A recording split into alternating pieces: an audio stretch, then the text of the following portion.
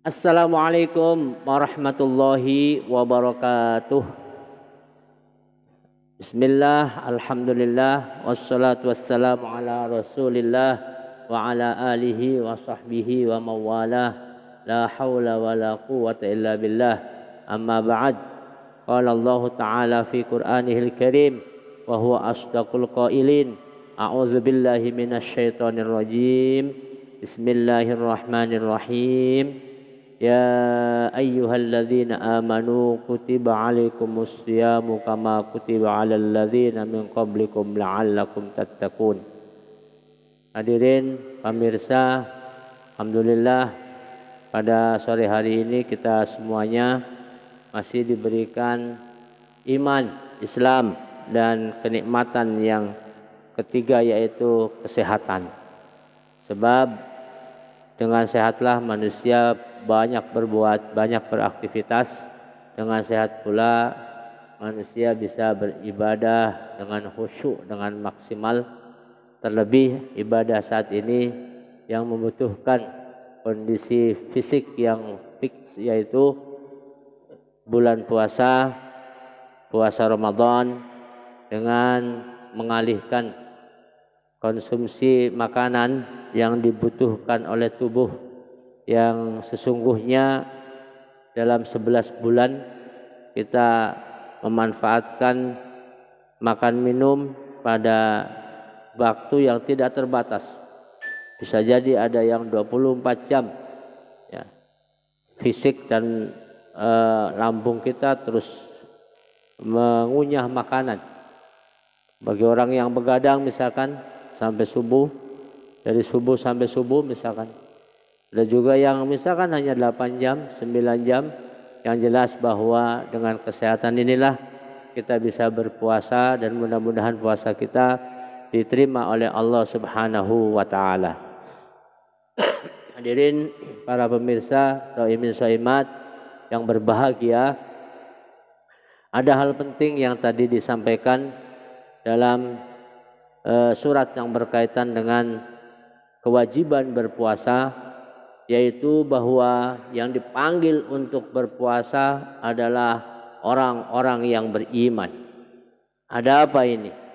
Bukan orang-orang yang berakal, bukan orang-orang yang pandai, tetapi orang-orang yang memiliki keyakinan. Ini menunjukkan bahwa kegiatan yang memang akan membuat manusia untuk betul-betul harus dengan keyakinan. Karena akal manusia misalkan, orang ketika kemudian sedang bekerja, kemudian juga dia mencari maisha, kenapa kok malah Allah memerintahnya untuk puasa? Mungkin ada sebagian orang yang mengatakan bahwa ini bukan keadilan, ini tidak adil. Satu sisi menjalankan perintah Allah untuk mencari ma'isyah, tapi sisi lain harus dan diwajibkan untuk berpuasa. Makanya itulah panggilannya bukan kepada orang yang menggunakan logika dan rasio, tetapi mereka yang menggunakan iman, yang ada iman di dalam dadanya, yang tidak kemudian hanya logika saja dia yakin, tetapi kemudian dia meyakini dengan ayat-ayat Allah sepenuh hati. Itu yang kemudian dalam pilar pertama untuk yang berkaitan dengan puasa, yaitu panggilannya untuk mereka yang beriman.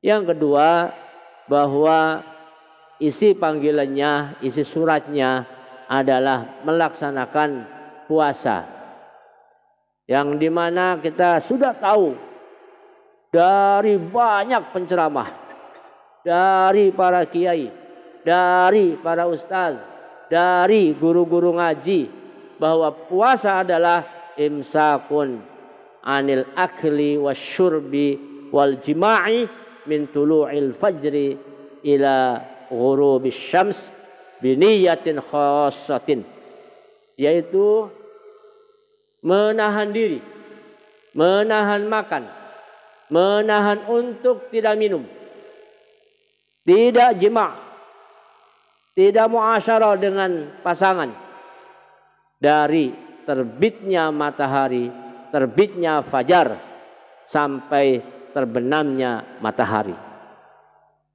Kalau kita lihat fajar untuk hari ini misalkan terjadi pada pukul 4.25, maka dari 4.25 itulah kita sudah mulai berpuasa.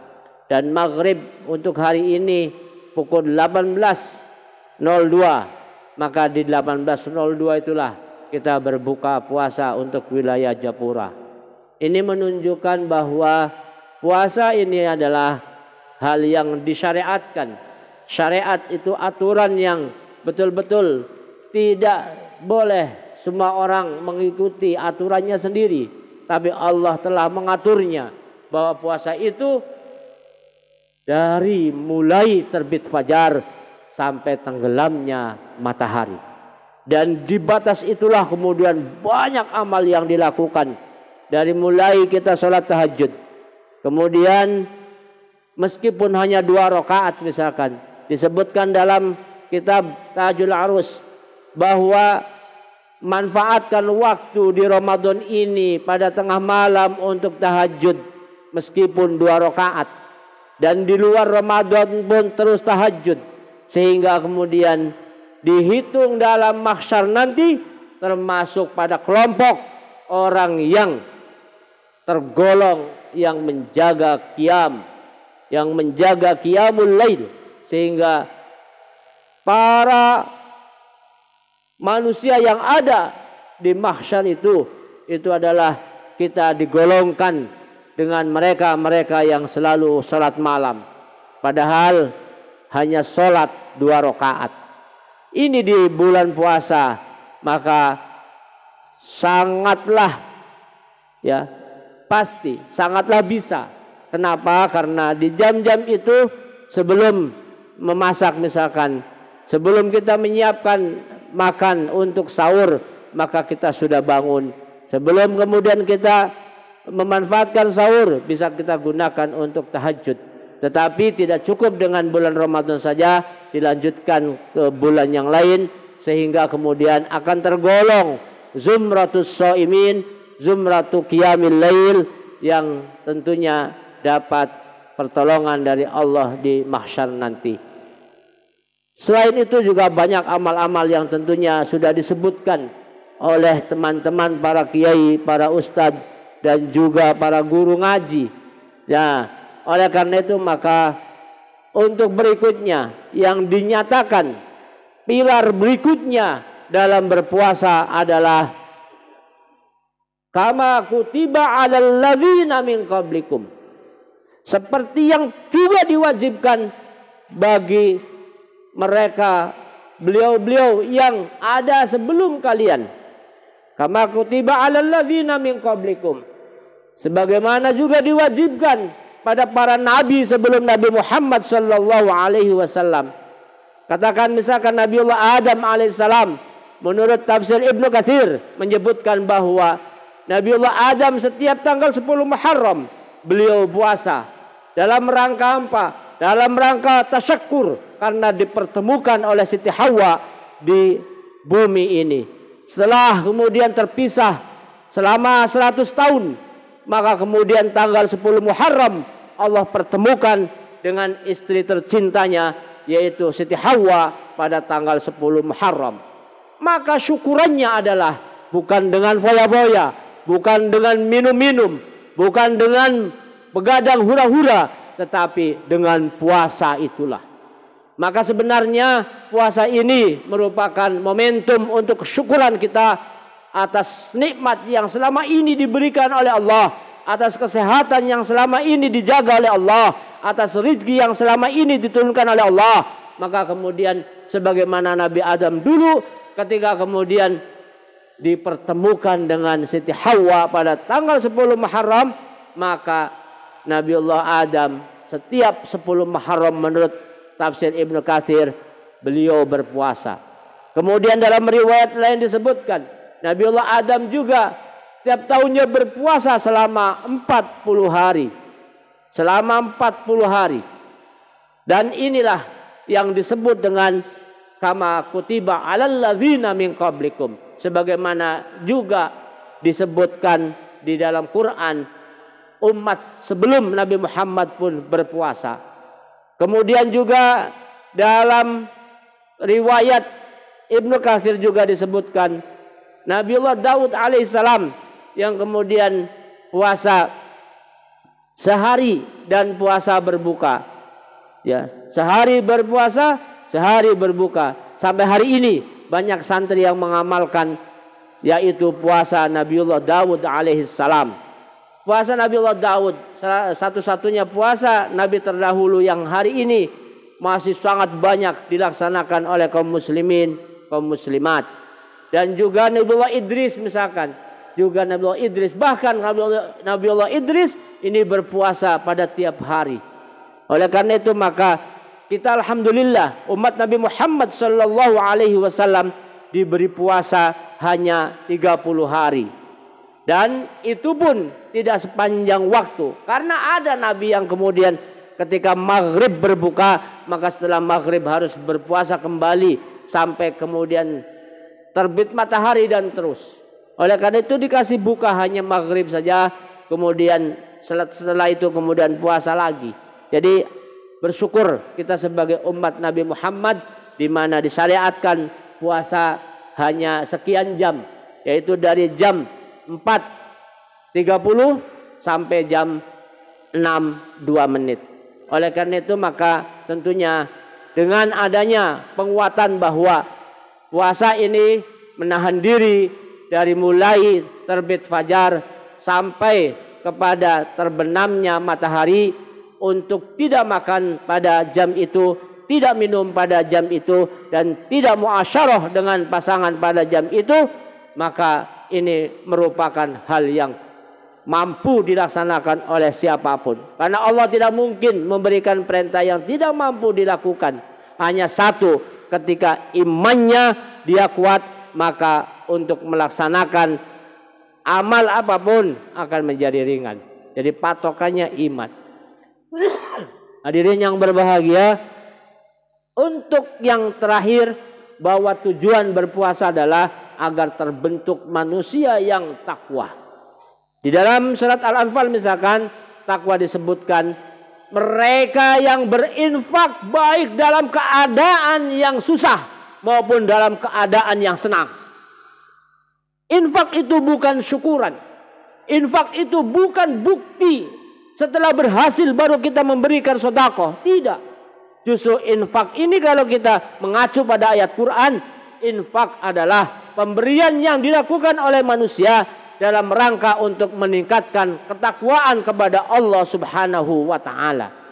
Alladzina yunfikuna fis sarra'i wad dharra, yaitu mereka yang menginfakkan hartanya baik dalam keadaan susah maupun dalam keadaan bahagia. Banyak orang yang kemudian dalam hidupnya dia penuh kesederhanaan, tetapi infaknya tidak pernah berhenti. Setiap kali orang kemudian berinfak, dia ada bangunan masjid dia infak, ada bangunan jembatan dia infak, di depan rumah sedang ada orang yang kerja membangun jalan umum dia berinfak, padahal dia hidupnya sederhana. Dan sebaliknya tidak sedikit yang kemudian kelihatan oleh kita kaya tetapi tak pernah berinfak. Panggilan infak memang bukan kepada mereka yang kaya, tetapi panggilan infak adalah mereka yang mau. Dan juga untuk menaikkan, meninggikan iman kita dengan adanya Ramadan ini, yaitu hendaknya kita menjadi orang yang tahan emosi, orang yang harus sekuat mungkin merasa nyaman, tidak pernah marah, tidak pernah terpancing untuk melakukan amarah, untuk membuli, untuk menghasut, untuk mendendam, untuk kemudian menyepelekan orang, untuk menghina orang. Ini semua bukan amalan-amalan yang disyariatkan oleh Allah Subhanahu wa taala. Wal kadzimina lil ghaiz, artinya apa? Orang yang mampu menahan diri, orang yang mampu tidak emosi. Karena apa? Karena emosi akan menyebabkan ketahanan jiwa dan mentalnya menjadi lemah. Yang jelas bagi orang yang sedang dilanda nafsu, maka akal sehatnya akan menjadi lemah. Hadirin yang berbahagia, dan juga bagi orang yang ingin meningkatkan ketakwaannya di selama Ramadan ini, yaitu wal afina 'anin nas, yaitu bagaimana kita bisa memaafkan segala apa yang dilakukan oleh orang lain yang menyebabkan kita menderita, segala apa yang dilakukan oleh orang lain atas penghinaannya kepada kita, atau kemudian hal-hal yang kita tidak berkenan dengan apa yang dikatakan oleh orang lain. Kita maafkan. Dan maaf ini tidak ada persentase marah, tidak ada kemudian standar bahwa kalau ini kesalahannya maka tidak ada maaf. Tidak. Allah mengampuni semua dosa manusia, dan kita kenapa manusianya tidak bisa memaafkan kesalahan orang lain, padahal Allah yang sebegitu luar biasa, Allahu Akbar, Allahur Rahim, Allahur Rahman. Tetapi untuk mereka yang berbuat salah, dan termasuk momentum hari ini dengan adanya Ramadan, maka Allah Subhanahu wa taala menghapus segala kesalahan manusia. Untuk itu marilah kita laksanakan puasa ini dengan sungguh-sungguh, lakukan puasa ini dengan penuh keikhlasan, lakukan puasa ini dengan hanya satu niat untuk Allah Subhanahu wa taala, maka insyaallah apa yang ditujukan untuk puasa ini yaitu meningkatnya takwa, daya takwa kita kepada Allah, insyaallah akan kita peroleh. Amin ya rabbal alamin. Akhirul kalam, wallahul muwaffiq ila aqwamit thoriq. Wassalamualaikum warahmatullahi wabarakatuh.